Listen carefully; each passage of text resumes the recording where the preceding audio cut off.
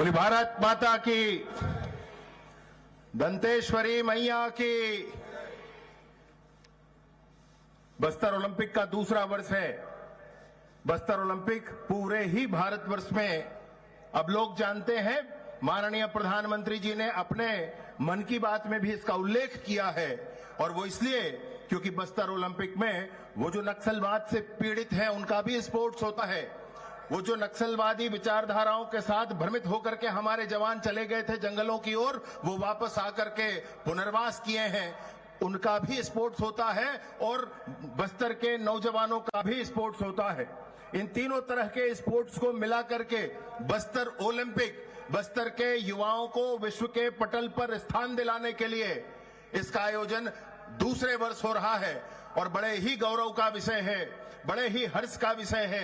जिनके कर कमलों से पहले वर्ष में पहली बार इसका प्रारंभ हुआ था, आज ऐसे महामना, ऐसे व्यक्तित्व जिनमें साहस है बड़े संकल्पों को लेने का, और उनमें सामर्थ्य भी है उन संकल्पों को धरातल पर उतार लेने का, ऐसे देश के गृह मंत्री माननीय अमित शाह जी हम सब के बीच में विराजमान हैं। मैं मित्रों आप सभी से निवेदन करता हूं कि एक बार जोरदार तालियों के साथ आप उनका स्वागत करें, अभिनंदन करें। हमारे बस्तर की भूमि में जहां लाल आतंक से मुक्ति के लिए उन्होंने संकल्प लिया, बस्तर की जनता के मनोभाव के अनुरूप संकल्प लिया, और उसको बस्तर के जवानों ने परिणाम तक पहुंचाने का काम किया है। ऐसे माननीय अमित शाह जी का मैं आज के इस बस्तर ओलंपिक के कार्यक्रम में पुनः स्वागत और अभिनंदन करता हूं, जिनका नेतृत्व हम सबको अनवरत प्राप्त होता है, जिनके मार्गदर्शन में हम सब मिलकर काम करते हैं। ऐसे छत्तीसगढ़ के मुख्यमंत्री माननीय विष्णुदेव साय जी आज मंच पर विराजमान हैं। मित्रों एक बार जोरदार तालियों के साथ माननीय मुख्यमंत्री महोदय का आप सब स्वागत कर दें, अभिनंदन कर दें।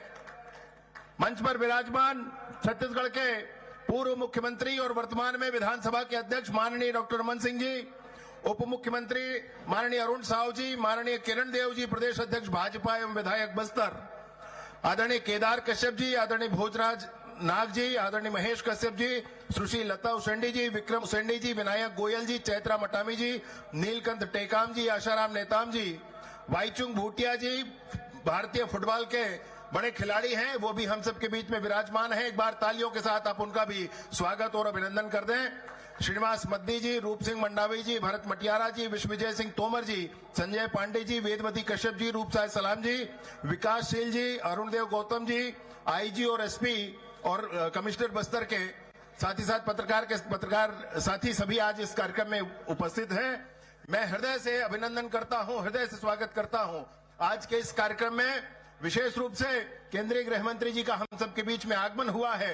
हम सब जानते हैं कि नॉर्थ ईस्ट में इंसर्जेंसी का अंतिम पायदान बचा है, और वह भी जल्द ही ठीक हो जाने वाला है। हम सब जानते हैं कि जम्मू और कश्मीर में 370 के धाराओं को समाप्त करके समूचे जम्मू और कश्मीर को पूर्णतः भारत में मिलाने के लिए उन्होंने काम किया है। हम सब जानते हैं कि बस्तर के गांव में स्कूल, अस्पताल, आंगनबाड़ी, बिजली, पानी, सड़क, सिंचाई की व्यवस्थाएं, मोबाइल के टावर, उन्नत किस्म के बीज कुछ नहीं हुआ करते थे।